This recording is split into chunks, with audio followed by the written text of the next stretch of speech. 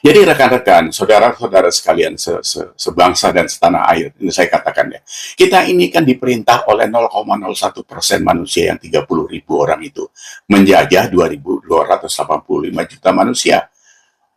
Kenapa dapat 30.000? Anggota DPR, DPRD, sampai DPR RI, polisi, TNI itu lebih kurang sama kabinet, katakanlah 30.000, nggak sampai segitu. Itu yang mengambil keputusan untuk kepentingan kita yang 285 juta ini. Apalagi mereka kalau tidak pernah menjadi rakyat. Jadi Tan Malaka bilang, tidak bisa Anda titipkan nasib rakyat itu kepada pemimpin yang bukan berangkat dari rakyat. Itu benar sekarang yang terjadi. Ya Anda analogikan sendiri saja gitu. Di dunia sekarang ada dua pemimpin yang luar biasa yang berpihak kepada rakyat. Satu itu Rwanda, jadi itu Paul Kagame, itu orang dari rakyat karena itu dari kecil itu hidup di pengungsian ya. Terus masuk tentara dan sebagainya. Dia sudah memimpin 25 tahun Rwanda. Ya, penghasilan per kapitanya dari $700 sekarang $2.500. Jadi ada kenaikan rata-rata 7 sampai 8% setiap tahun. Itu terasa dan dia tidak akan diganti sama rakyat Rwanda. Kita kan nggak bisa karena dibatasi undang-undang oleh kepentingan. Jadi memimpin di Indonesia ini bukan soal kebangsaan, soal gantian dan kepentingan karena tujuannya kekayaan. Ada yang berpikir soal kepentingan rakyat? Tidak ada. Itu contohnya Tangsel. Dari 514 kabupaten kota, Tangsel itu sudah merefleksikan apa yang terjadi di Indonesia. 0,0016% dana uang rakyat dari 4,2 triliun. Itu cuma balik 731 juta betulin jalan. Rapat saja 60 miliar mereka. Ada souvenir 38 miliar. Ada keluar negeri 20 miliar dan seterusnya. Itu bukan lagi bajingan, itu biadab udah namanya. Ini refleksi, contoh dari apa yang terjadi. Mau dikalikan berapa untuk sisa kabupaten yang lain? Dikalikan 100, itu cuma 0,16%. Dikalikan 1000. Hitung saja, berarti itu yang terjadi. Makanya saya bilang dari kemarin, bahwa harus ada Komite Independen Indonesia itu untuk mengawasi duit rakyat itu. Ada beberapa yang sudah kontak saya, tapi tidak terlalu serius. Kemarin saya di Jakarta juga bicara sama beberapa orang yang saya anggap punya jiwa untuk membetulin Indonesia, tapi follow up-nya juga tidak ada. Kita tidak tahu bagaimana kita memulai untuk mengontrol orang yang 0,01% ini. Kalah kita sudah sekarang. Kalah. Nah ini kan sudah luar biasa. Belum lagi apa? Kemarin pidatonya Pak Prabowo ya. Saya tidak menyalahkan karena mungkin perlu untuk internasional, hubungan internasional dan sebagainya.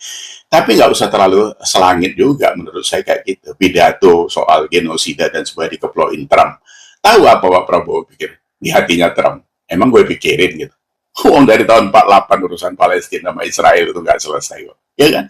Kita bukan hopeless dari situ, tapi kita ya menaker saja lah. Karena apa? Di dalam negeri kita ini terjadi juga genosida yang tidak langsung. Salah satu genosida yang tidak langsung itu adalah membiarkan orang menderita secara fisik, pikiran, dan mental. Tahu, 140 juta lebih kurang masyarakat petani kita itu miskin. Ini saya kasih hitungannya ya, saya sudah menghitung itu. Harga gabah kering giling sekarang itu 6.500. Itu dengan HPP 3.000, 2.778. Jadi kalau satu petani Indonesia yang rata-rata punya tanah 3.000 sampai 3.300 meter persegi itu cuma dapat 1.750 kilo per 3 bulan. Ya, dijual 6.500 karena mau menjaga harga pasar beras yang 15.000 sampai 16.000 sekarang ini.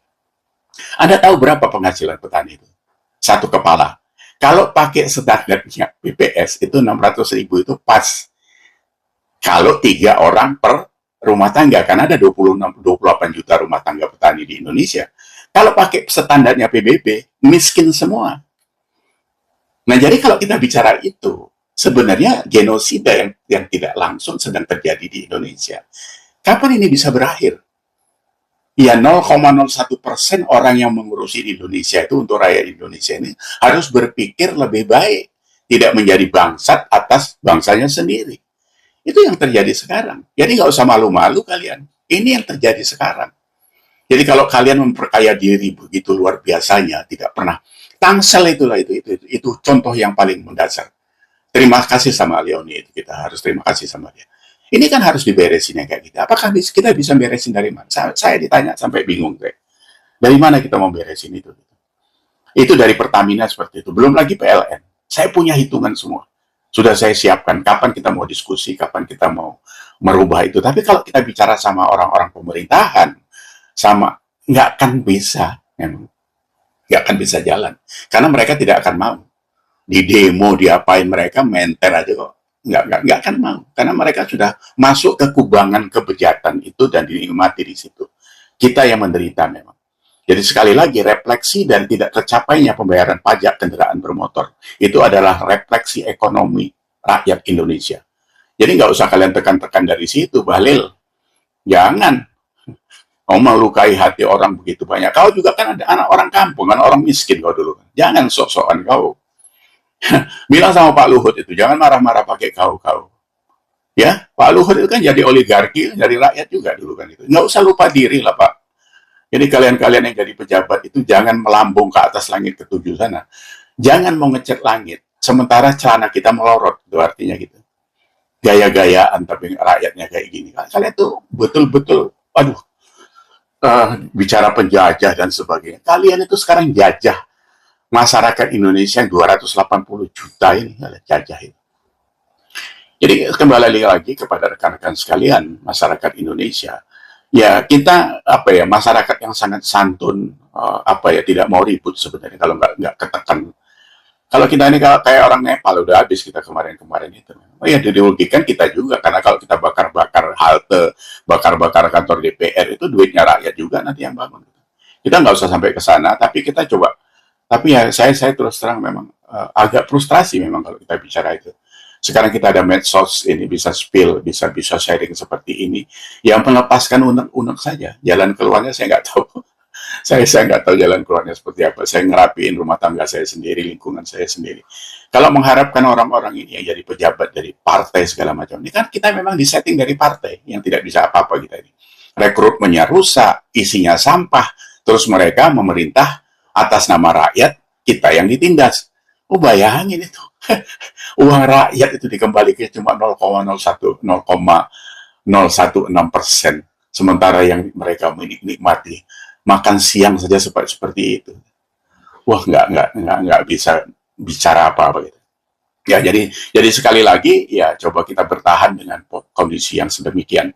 Jadi saya ingatkan sama Pak Prabowo sebagai Presiden Republik Indonesia, Bapak beresin dulu semua kebijakan Bapak di dalam ini. Ya, harga gabah kering itu tidak. Kita tuh kalau mau bagus petaninya, itu harus beli beras itu kita minimal 17.500 sampai 18.500 per kilo.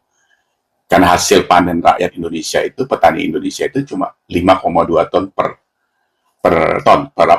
hektar. Jadi nggak bisa kalau itu tidak dikutak-katik sama Menteri Pertanian untuk bisa dapat 7 ton dan selanjutnya. Sementara yang buat bibit bagus dari Aceh sana ditangkap polisi itu kan.